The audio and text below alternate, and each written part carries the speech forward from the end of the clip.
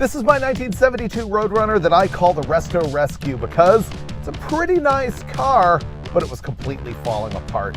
In my first video, I had to R&R the engine, fix a big oil leak, and I actually made it run. This time, I'm gonna make it drive, but not for long. Honestly, if this thing wasn't a 4-speed, I probably would have given up on it by now. Before we get started, let me tell you the story behind my 1972 Plymouth Roadrunner. First of all, it is a factory 400 big block car and a factory 4-speed car. Of course, it has the 8 3/4 rear end, and it's a real Roadrunner. The color, they called it T8 when it was new. In 1971, the name was Tahitian Walnut. In 1972, it was called Chestnut. Not my favorite color. It's kind of like diaper brown. But you know what? Regardless of that, the reason I bought the car is it was pretty affordable, and the paint and body on it is pretty decent. The interior is also fairly nice. But the thing I came to find out almost immediately is that mechanically, kind of a disaster.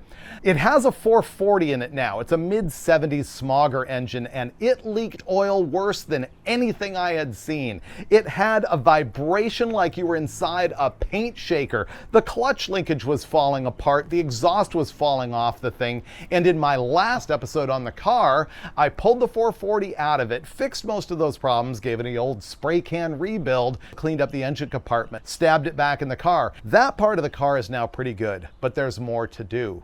Because almost every nut and bolt on the 440 had shaken loose when I was working on it, I'm worried about what's happening with the rest of the car. And so I need to do a complete nut and bolt check. Also, it needs some cosmetics. It needs wheels and tires. It's got a bunch of scratches on the quarter panel. Hood needs to go back on. Some factory decals on the hood. Some stuff in the interior. There's just a bunch that needs to happen. And that's what you're going to see in this episode. First up, I'm going to jack it way in the sky and crawl underneath it, nut and bolt check it, and have a look at what's what and show you if there's any disasters. Okay.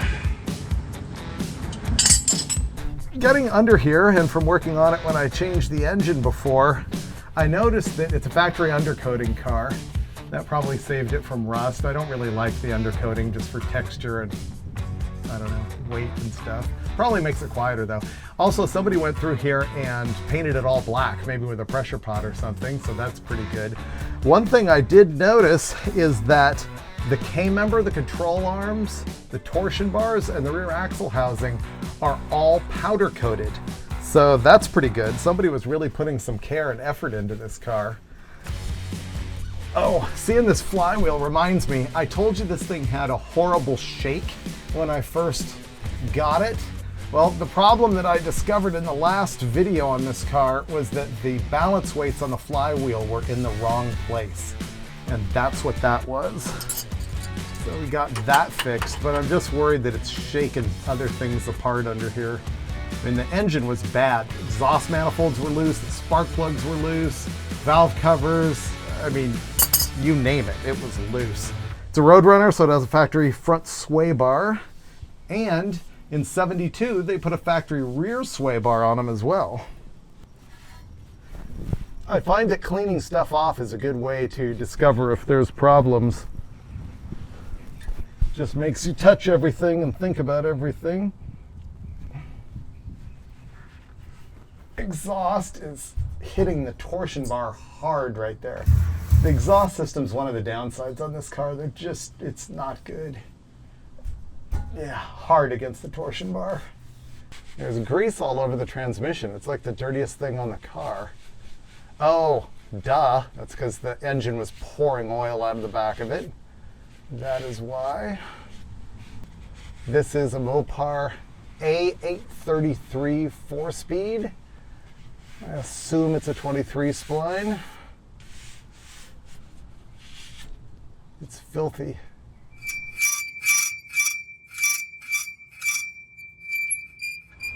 Ah, boy, I wish I'd changed this. At this point, I've been under here about half an hour, and the front suspension seems really good. I had no issues there. Big thing I ran into is my throwout bearing. Like an idiot, I did not change it when I had the engine out, and it is squeaking up against the fingers of the clutch. I backed it off enough that it's not squeaking now. I'll see what it does when I drive it, but I have a fear that's going to come back and haunt me. I just noticed that the transmission mount is a little bit fragged, so I'm going to have to deal with that. And I'm looking at all of the wiring and cabling here for the gear vendor's overdrive. That's kind of a cool feature this thing had when I bought it. The gear vendors is a little planetary gear set that you can bolt in behind the stock 4-speed, and it has a 0.78 to 1 overdrive ratio in it, which with a stick is really good. It drops the RPM on the highway a lot. And you can see there's an adapter that it comes with that replaces the entire extension housing on the transmission from here all the way to there. It's that aluminum piece. And the gear vendors has ATF inside it, and it's triggered electrically with a switch. And judging by the wiring under here, I think they must have one of those gear vendors MSD-made computers in the car to make sure that you don't put it in reverse while the gear vendors is engaged, because that will frag the gear vendors. But anyway, that's a very cool thing to have under here. It's also filthy from the oil leak, so I'm going to clean that off. All right, I'm moving to underneath the rear. You can see that it's got fairly new 2.5-inch exhaust with, I think, actual Flowmasters on it. Yes, they are actual Flowmasters, not knockoffs. So that's interesting. Here is the factory rear sway bar that they started doing in 1972. So that's pretty cool. They didn't have that on the earlier ones. Of course, the 8 3/4 rear end, 11-inch drums. And I don't know what gear ratio is in the axles, so I'm going to count that right now. I've already noted that it has a limited slip diff, a sure grip, or a locker, or a spool, but most likely a sure grip. And I know that because both tires are turning the same direction as I spin them. So to count the gear ratio, what I'm going to do is turn the wheel one time and count how many times the pinion turns, and that will tell me what the ratio is. So I'm going to make a mark here on the tire, right there, and then I'm going to count this. So that is 1, 2, 3, and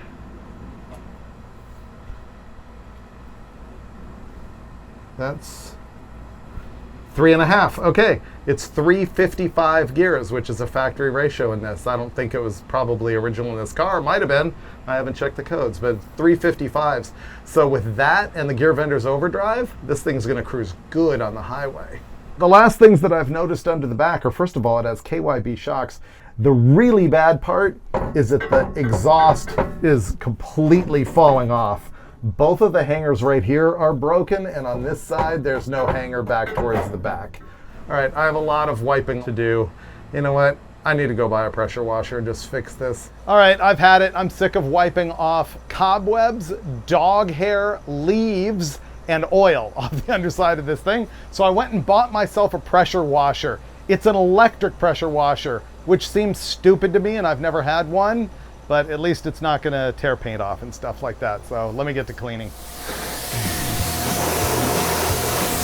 Well, it's not very powerful. Definitely not up to my standards, but it'll knock cobwebs off.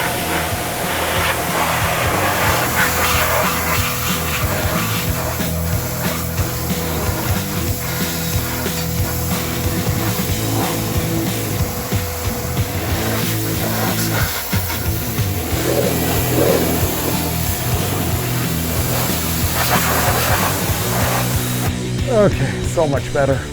Now the underside's all clean, ready for Pebble Beach. I'm actually really happy with the way the underside came out, especially all the oil grime that came off the transmission and the gear vendor's unit. And I also discovered that most of the suspension parts under there are new. So that's all great. But here is a problem. As I pop open the master cylinder, I discover that the front half of the reservoir, which is the rear brakes, is completely empty. And the problem is, I had that same issue when I was in Arizona buying this car, and I bet you it hasn't driven 40 miles since then. So I'm gonna have to run through the brakes, find out where the leak is, and just make sure everything is kosher.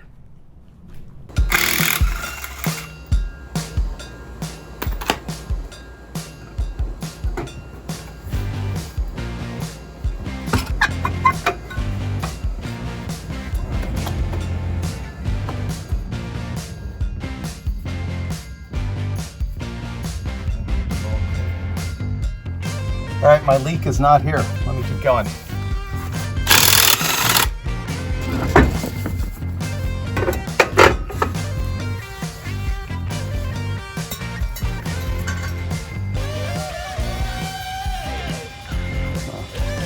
This is all dry as well.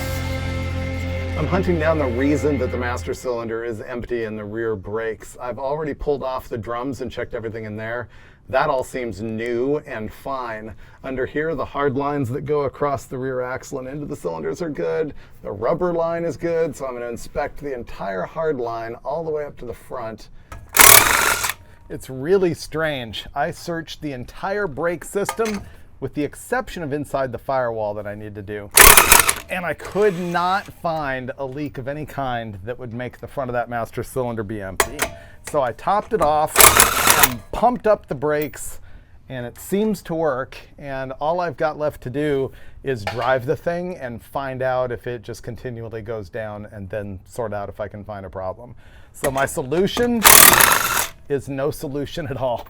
I am going to take apart the front wheel here and have a look at the front brakes. Nothing's leaking, but I want to check the wheel bearings. You can see the rotor is all rusty because the Roadrunner's been sitting in my driveway here for more than a year and a half as I've completed this whole sort of makeover process. Oh, that was pretty loose. No preload on the bearing. That has hardly any grease on it. I'm gonna take the calipers off and grease those. I took the disc brakes all apart, and they're all new and good like everything on this car, but assembled not awesome. I found out that the wheel bearing adjuster nut was almost completely loose, and there's almost no grease on the bearing, so I'm just gonna repack the bearings and slam it all back together with the right preload on the wheel bearing. I just finished up the brakes, and I didn't know exactly what these were, so I texted Steve Dulcich, who gave me a thorough answer. Here's what it says. These look like 73 and up brakes. The 70 and 72 use the pin-style caliper and a two-piece rotor with a smaller inner bearing. You can see that this is a unit rotor. It's all one casting, and it uses sliders instead of the pins.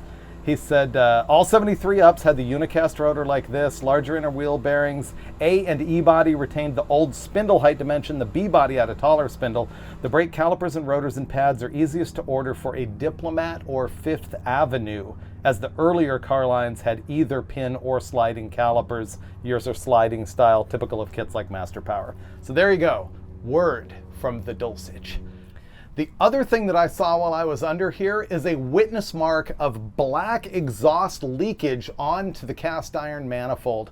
If you watch the last episode on this car, and why wouldn't you, you know that I put the 440 back in the thing all fresh and spray painted and everything, and I had an exhaust leak. And it was tough to find. Well, that tells me why. The donut-shaped gasket that is between the exhaust pipe and the manifold seems like it needs to slide over so that it doesn't uncover just a little sliver of it and cause a leak. So I'm going to loosen it up, push the gasket over, and put it back together.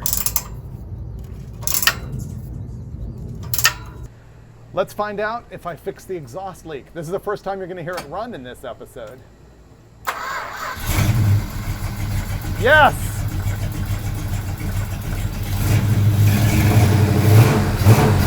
Ah, way better. That's motivation. Now I have to sit in the dirt and do this side wheel bearings. Cool.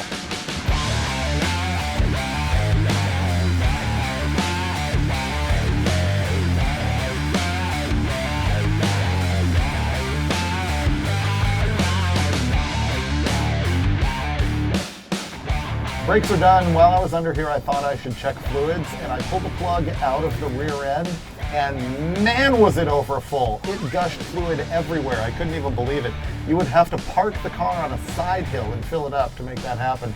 So I figured I should look at the 4-speed transmission also.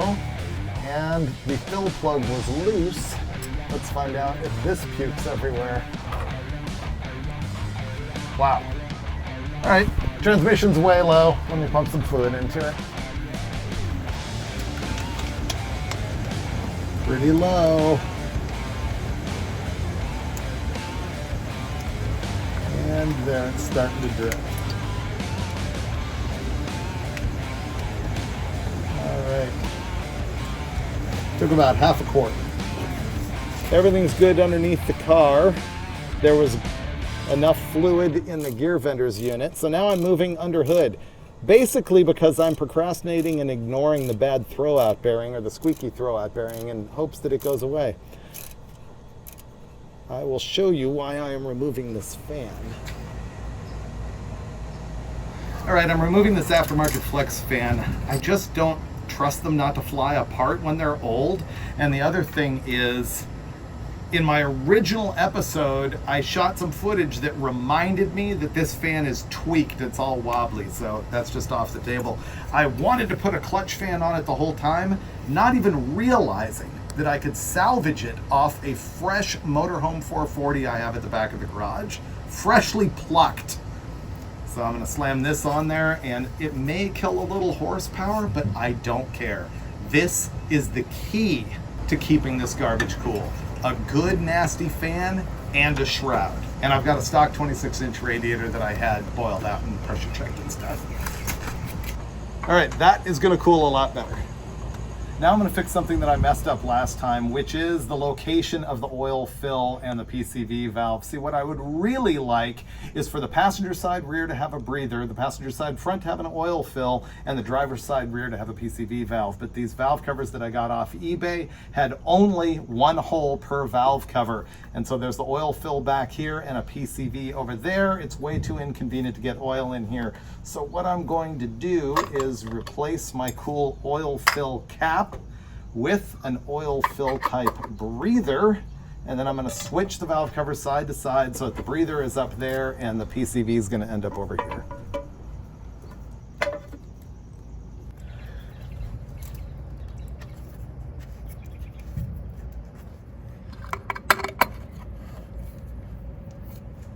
Valve covers are done. Next up, I went and got myself some new tires. Why? Well, first of all, because the old BFGs that were on this thing were made in 2011. So they were 13 years old, and the cracks on them were actually showing. Second reason, they were all 245 60-15s, and I thought that was way too small for the back. I wanted to change it up. And so what I've got here is a Cooper Cobra. This is a 275/60, and you'll notice that my rear rally wheel is an aftermarket 15x8. The fronts are an OE 15x7, and they're gonna have a 245 60-15 on them. I do know that you can put a 15x8 with a 255 on the front of these cars, and in the back, if you're really good, you can get a 10-inch wheel in them. If you're just average, you can put a 9-inch wheel on them. Actually, I know that a U101 dish mag in a 15x9 will fit in the back with a 275 60-15. Anyway, the other thing that my tire shop told me is, unfortunately, one of my front wheels has a hop to it. And so I'll probably have to change that later. But once again, I'm trying to save money, so we're not gonna do that. Let me throw this on.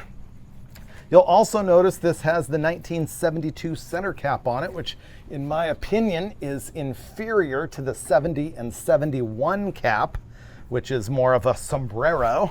The 71 is dark, the 70 is light. There's actually a bunch of things on the 72 Roadrunner that I think are not as good as the 71. Like, for example, the side marker lights on this are just a plastic rectangle instead of the cool 3-segment one on a 71.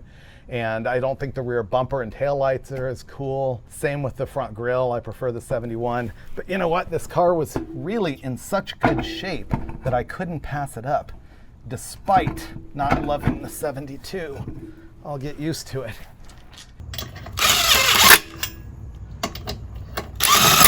My whole plan had been to deal with the mechanical part of this car before I moved on to the cosmetics.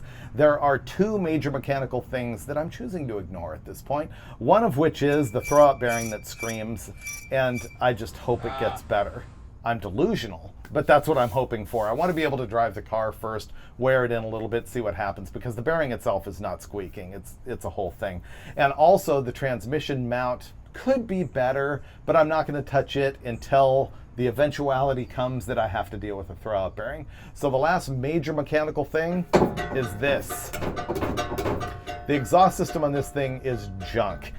The left-hand side is hard up against the torsion bar. The hangers that are just ahead of the axle are cut, and you can't line them back up because then the mufflers go straight into the drive shaft. There's some hangers back here I think I can reattach if I can get them in the right spot, because this is kind of hitting everything. So that's my next job, is making the exhaust system good enough that I can just drive the thing for a bit.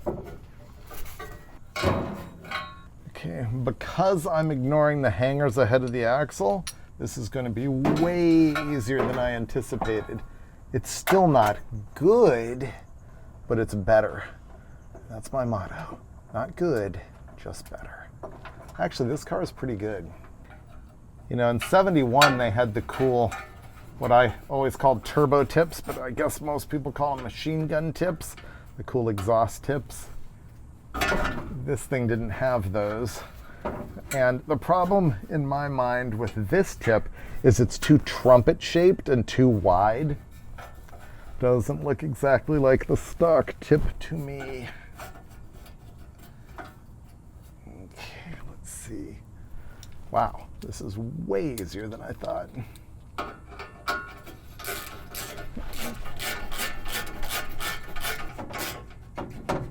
See, it's still hitting the shock absorber and the frame and the torsion bar, but it's good enough for now.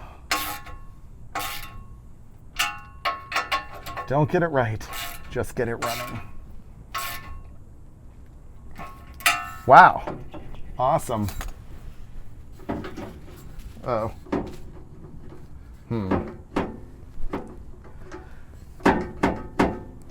This hits everything too. I think I just need to tighten it up.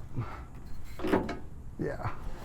Now I'm going to deal with something that's been bugging me for 1.5 years on this car, which is the quarter panel is all scratched up right here. All the rest of the paint's really good, but the previous owner told me that they were towing it out of a yard somewhere and dragged it past a bush. It must have been a pretty hardcore bush because some of these are really deep, like I can feel them. In order to deal with this, I'm hoping not to pull out the buffing wheel because I'm terrible at that and I'll ruin the paint. So I'm going to first go over it with some quick detailer and see if there's any of the lighter stuff that'll just be gone. If that doesn't work, then I will break out the compound, and when that doesn't work, I may have to break out some 1000 grit or something and sand it and start to buff it and hope that I don't ruin the paint. I think I'm going to have to take this to some buddies who know what they're doing because I think it needs sanding and buffing, and I am not the guy who you want to take paint advice from, and I'm not the guy who wants to take a piece of sandpaper to his own car. So the good news is I don't think any of this is dented, but it's gouged pretty deep. So that's going to have to wait for later in the episode or a different episode to get that fixed.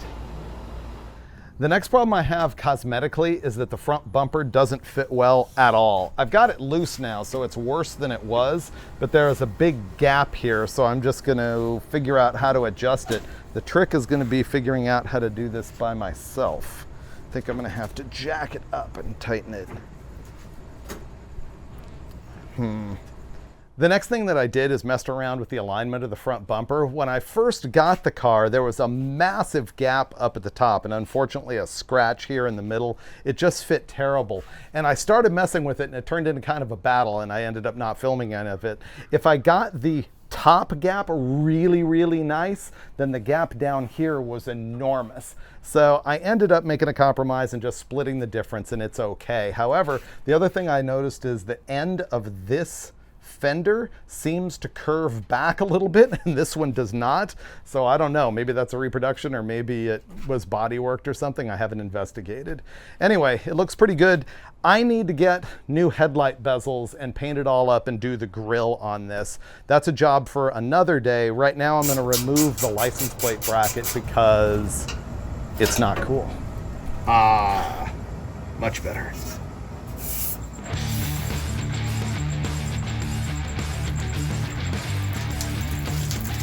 Wow.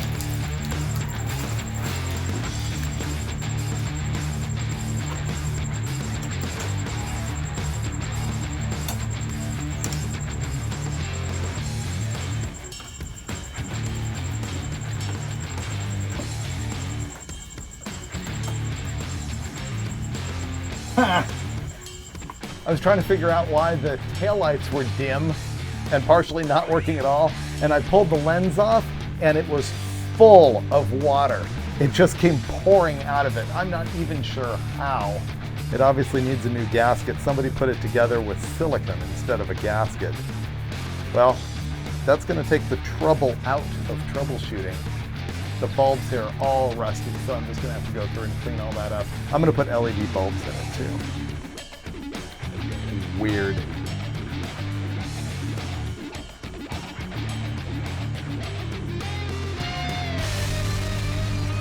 Okay, I got the taillight housings all cleaned up, but then I discovered that they don't come out of the bumper without the bumper being off. Then I looked at the wiring and started troubleshooting it and realized it was a disaster, and you can't get to that without the bumper coming off. So guess what's going to happen?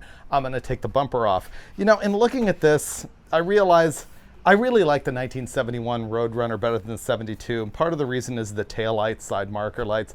A guy named Elwood P. Engel was in charge of Chrysler design when they made this car. And I always wonder, do guys like that, did they look at the 72 and go, yeah, that's just as cool, that's an upgrade, that's better? Or did they know at the time that it was a deviation from the best design? I don't know. That guy was actually interesting. He trained under Harley Earl, who was in charge of GM styling for a long time, and then he worked for Nash and Ford and then Chrysler, and he replaced Virgil Exner at Chrysler. So Elwood P. Engel, that's your dude.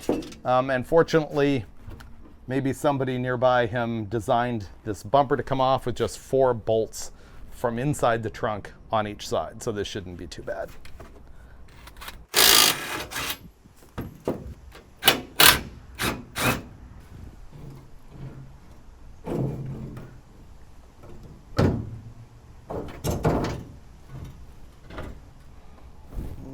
Okay. Got it. Whoops. Come loose. There. All right, I'm gonna go put this down in my grass where it won't get scratched. Ugh. It's scratched. Okay, I just did a complete hour of really boring wiring troubleshooting off camera. I was looking through the factory service manual, poring over all the little diagrams, and I ended up crawling under the dash and finding the real problem, which was the wire that comes from the brake light switch into the steering column to the turn signal switch, etc. The pin had fallen out of it. So it won't surprise you to know there was no real reason for me to take the rear bumper off. However, since it was off, I went in my backyard, sat in the shade, and went through all the wiring on it. And while there's some very sketchy sort of multiple strings of butt connectors on there, I was able to check it and it's all just fine. So I'm putting the bumper back on and we'll move past this particular segment of torture. Okay, my trusty helper came over and shoved the wires and the grommets through at both ends while I was holding the bumper up. Now I think we've got it on. Yep. I thought that one might be cross-threaded, but it was good. So I'm going to cinch that down, and then the big problem is going to be getting those 3 rusty light bulbs out. This is going to be no good. Remember how this was filled with water? Well, all the bulbs are completely rusted in place, and I totally fear grabbing these bayonet bulbs to push them in and twist them and having the bulb break in my fingers. What I'm going to do is intentionally break all the bulbs and then take a screwdriver and some needle nose and try desperately to get the bases out of their rusted homes. Yay! After taking off the bumper, cleaning up the wiring, checking all of that stuff, putting it back on, dealing with the rusty bulbs, clearing out the bad sockets, scraping them all out, putting it all back together, dealing with one socket where its little plunger contacty thing was completely wrong. All the lights work now. I also polished up the old lenses and I'm gonna put it back in. You know, I found a place on eBay called Detroit Muscle that has taillight gaskets for this. I actually found reproduction lenses also. Once again, I'm trying not to spend a fortune on this, so I did not get any. The trick is gonna be, how do you hold the lens on and put the screws in?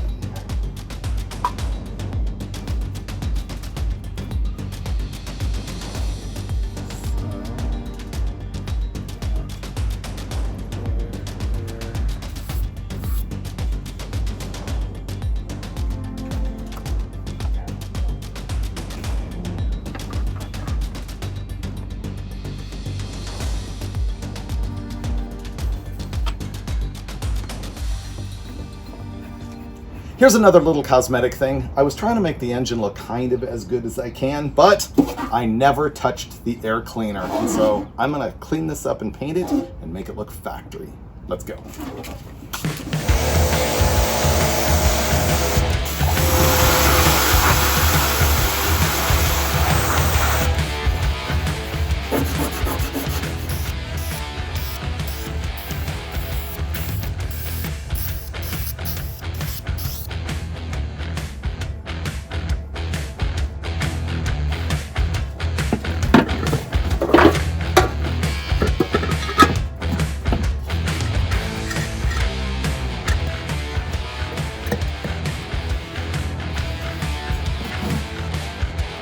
All right, I am ready to get this thing going. There's not a whole lot left to do. Unfortunately, I'm having to revisit the situation with the rear brakes. You remember how the master cylinder always, that's loud, sort of empties itself?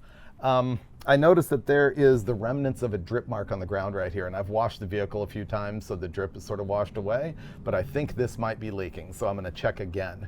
I think this is one of the first things I did when we got the car was check this.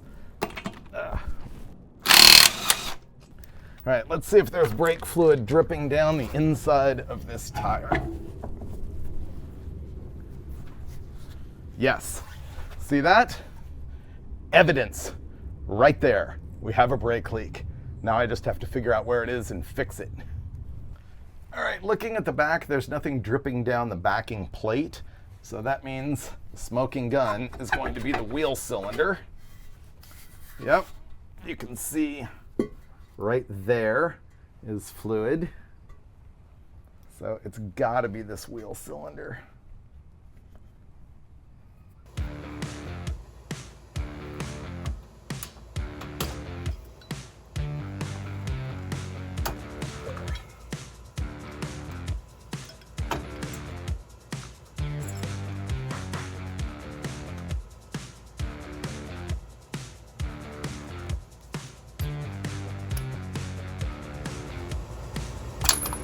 Oh, that's the leaky one.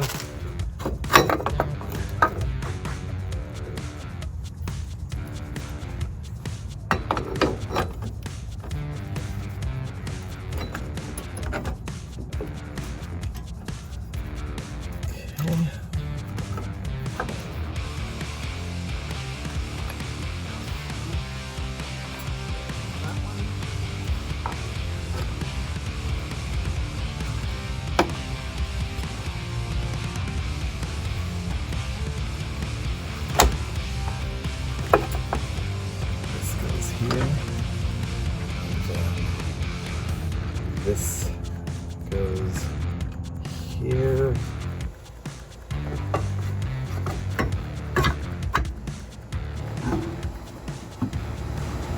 I got brake fluid all over myself. That's exactly what I was trying to avoid.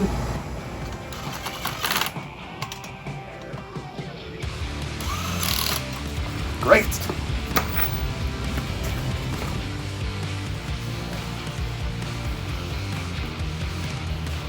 Big moment, I'm gonna put it back down on the ground. But remember how I had the front end all jacked up with the torsion bars to put the engine in? First, I'm gonna back those off a little bit, and then finally, it's gonna be back on the terra firma. All right, I think these are 3/4. Let's see if I'm right.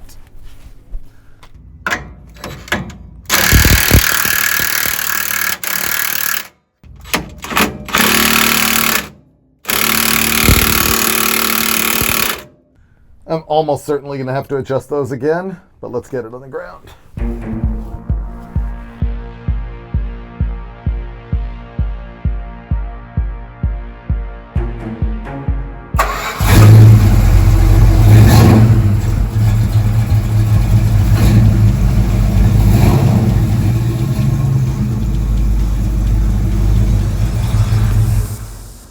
More cosmetic tune-ups.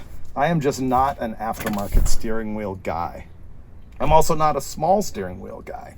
And that's why I got this, a stock type wheel. It also reminds me of the 446 pack car that I had when I was 19 years old. And so, you know how nostalgia works. You want what you used to have. So I'm gonna pull off this Grant GT and install my new one. Oh, this isn't even bolted on. Just like everything on the engine, this is finger tight. Wait for it, wait for it. Yes, that is the nut that holds the steering wheel to the column. I wonder if it'll come out.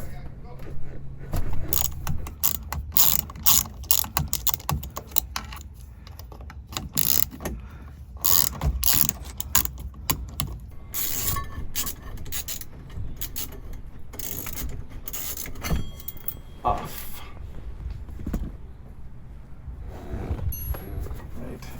Swap meet.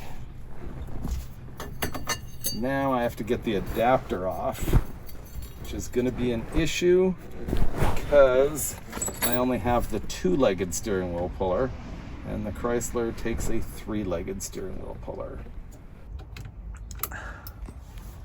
Slide hammer.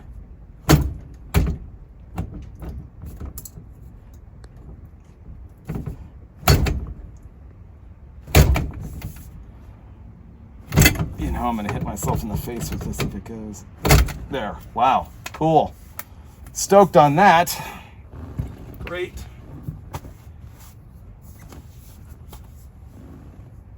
This has a master spline in it. This baby pops right off. And let's see. The horn roller rolls on this right here. So we should be good. Clean that up a little bit.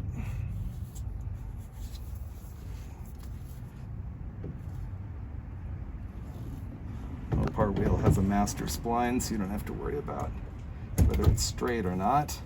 That usually gets messed up in the linkage. Oh, wow.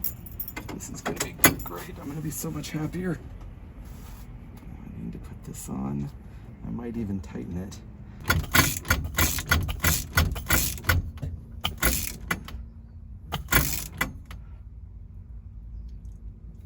Okay. Hopefully that doesn't rub the column.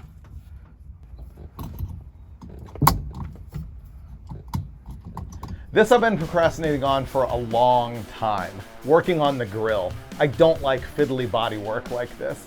I did get some reproduction headlight bezels that go into the grille. They don't fit awesome, and when I tried to fit them, I discovered that I was missing a whole bunch of brackets to hold the grille in, and these are 1972 only for this grille only. They don't match for the satellite. And so these are very, very rare. I think I paid $200 for all these brackets on eBay, which is no good. And now I have to figure out how they all go in here. I thought this was funny. I got these on eBay from a guy who deals with nothing but Mopar stuff, apparently. In fact, I think he recognized my name based on a note on the back of the card. But it's called Andy Gets Angry. And the front of the card says, I get angry when you ask for rust-free rollers, you ask for Cudas, or you ask for 69 Dodge Chargers. Yeah, that stuff doesn't exist anymore. Okay, give me a minute. I gotta figure this out. There's some 72 Roadrunner guy out there who's currently going, Freiburger, you should know how this goes together. It's easy. These I already have. Or do I? Last night I got the bezels in. Unfortunately, I don't have the right brackets for the screw that goes down here, so they're going to be a little bit wobbly, but I think by the time I get this fastener in, it'll be okay. Now I have to move on to getting ready to paint all this stuff. This is the original 1972 only Roadrunner grill section. It is virtually irreplaceable, so I need to be very careful with it and prep it and get it painted as well as those. You may not tell in the video just yet, but it is actually sprinkling on me right now, so hopefully that doesn't get worse. It's Southern California. This isn't supposed to happen. All right, I'm going to sand all this stuff up and then move on to painting if it's dry outside. I guess right now I am wet sanding. Let's see if this is a good idea or not. Maybe not.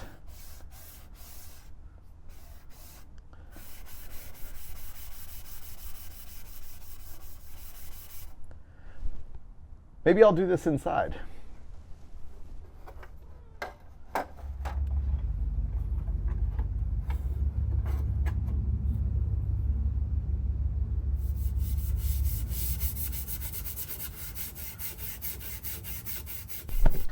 All right, I used that Scotch-Brite to knock all the shine off of the reproduction bezels and also to sand down the old paint on the grill center section. Now I've blown it all off so there's no sanding dust. And now I'm gonna use U-Pol, U-P-O-L, wipe number 6 solvent-based degreaser. It's just a final wipe to remove any fingerprint grease or anything from these. I am using the non-linty side of the, what do you call it, microfiber here. So I'll clean these up and then I'm going to hit them with paint.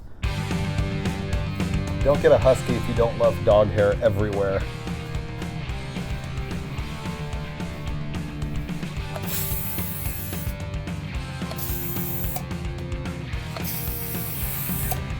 I've got the grill and bezels all painted up and I'm finally ready to install them. I also get to install my Roadrunner badge, 1972 only. I always like the way it just looks like the letters are standing there on that flat surface. Just sort of an unusual treatment, but super cool. And once again, this is a 1972 only original grill piece, which is really hard to come by. So I have to be super careful getting it in here, and it was kind of sketchy getting it out, so wish me luck. See, the grill is taller than the opening.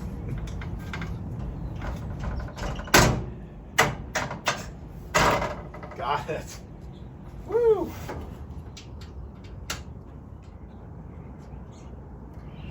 I fought the grill for, I don't know, an hour and a half or something like that, and honestly, it's just not getting better than this. The reproduction headlight bezels don't exactly fit, and there's big gaps here, and I'm not super stoked with it, but at this point, it is what it is. I kind of like the color of it. I think I nailed it on that. I believe all that's left to do is put the hood on this car, maybe tidy a few things, wash it all up, buff it all out, and then drive it and find out what I did wrong. Huge moment. The hood is about to appear on the Roadrunner. Bam! There it is. Wow, kind of hard to believe after this much time. It's been almost 2 years since the hood has been on here, and as you can see, it's filthy, as is the rest of the car. I think all I have to do is scrub this thing all up, and I'll be ready to drive it.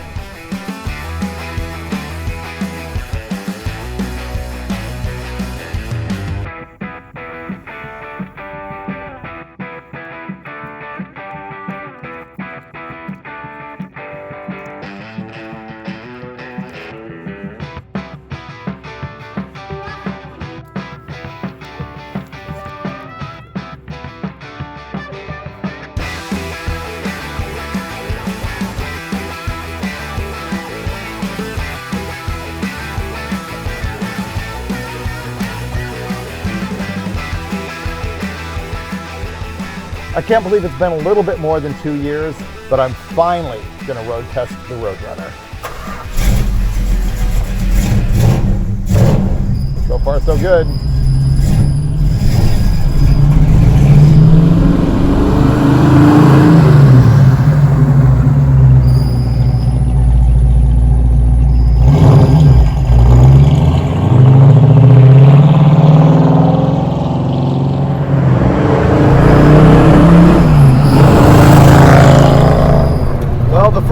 can tell you here is that the throwout bearing is junk. Listen.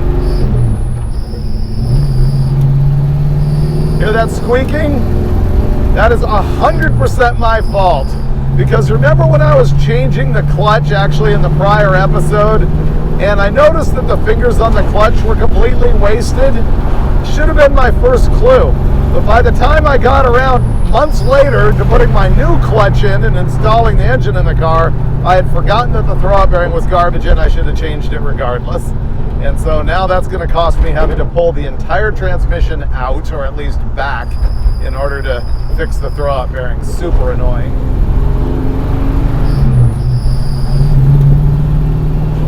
Well, I'm just going to cruise the neighborhood here before getting on the freeway, just to make sure everything's okay. Nothing else is going to fall off this car. Man, there was a lot of stuff that was loose. Okay.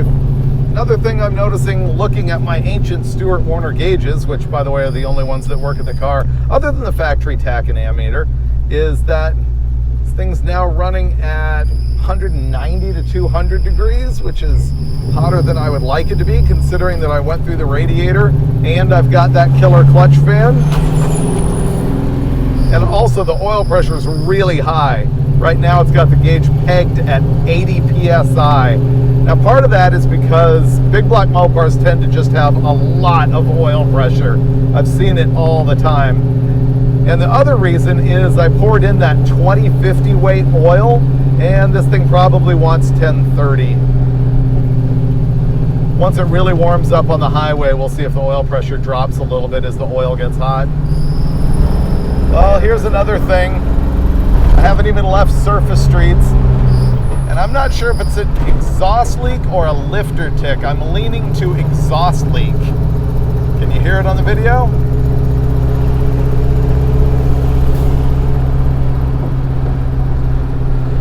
Yeah, maybe you can't hear it. The way it comes and goes with load, it seems like an exhaust leak. Lifter tick tends to be more common, or more sort of at any RPM. This is it, my first time on the highway with the Roadrunner, and my biggest fear is that it still has that really gnarly vibration.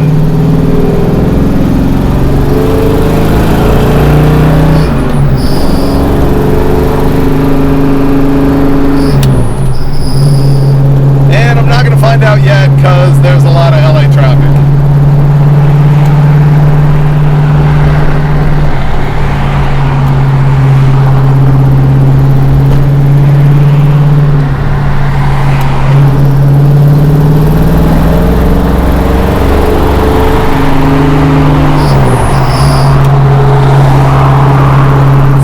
So good, but I think I'm only doing about 50.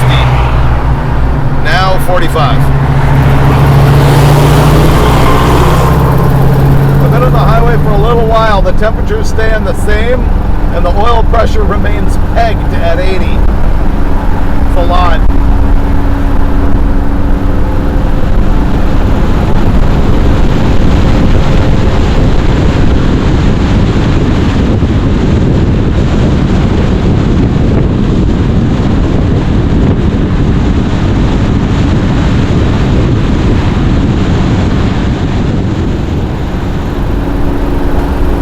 Is not too bad. Oh, I should also mention that I sort of bashed on the KYB shocks earlier in the episode because my experience from the 90s is that they make the car ride rough. This is actually pretty good. I have no complaints, except for my exhaust rattling.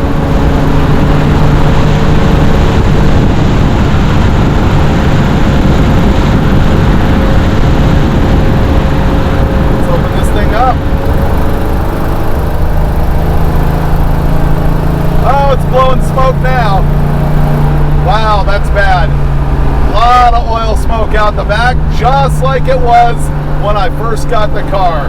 That is not good. I'm gonna have to find out what's up with that. I don't think it was coming out of the exhaust. I think it's smoking because of a leak. It's still smoking.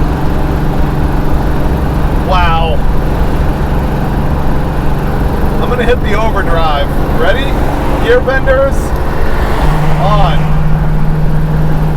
Knocked it from 3,500 to 3,000 RPM, and it's still smoking. All right, I gotta get off and see what that's all about. Unbelievable. See, just cruising, it's not smoking. But when I'm on it, it's smoking bad. I don't know if crankcase pressure is blowing oil out of somewhere, or if it's actually coming out of the exhaust.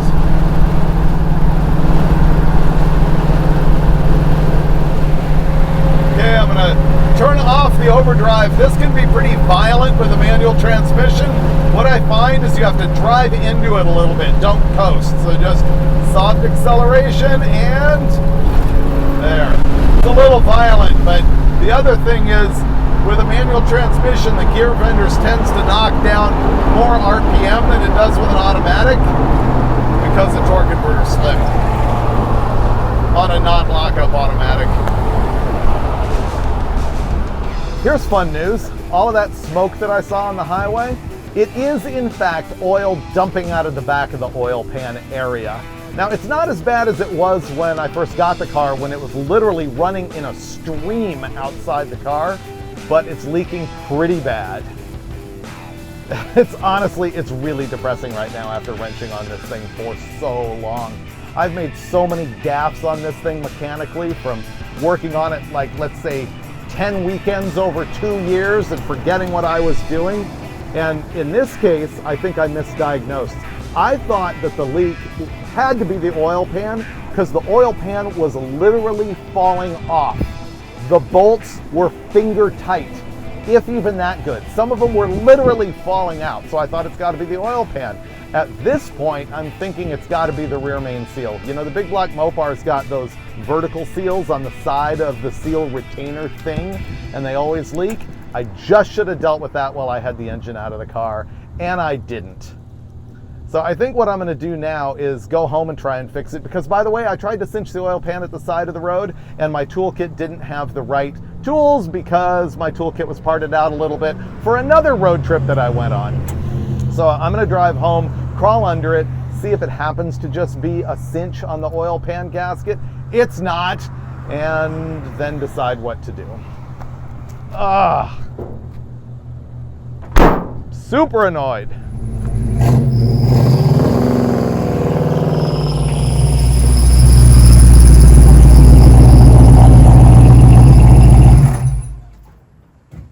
Well, I got home and I crawled under the car and I wiped off all the oil that was leaking under there and fired it up, stared really intently, and sure enough, it looks like the rear main seal is leaking. I didn't even video all that stuff. I'm not showing it to you because this is a family-friendly show, and honestly, it was pretty gruesome. Rear main seal leak, exhaust leak, throw-up bearing screaming. I gotta take the 440 back out of the Roadrunner, but not in this episode.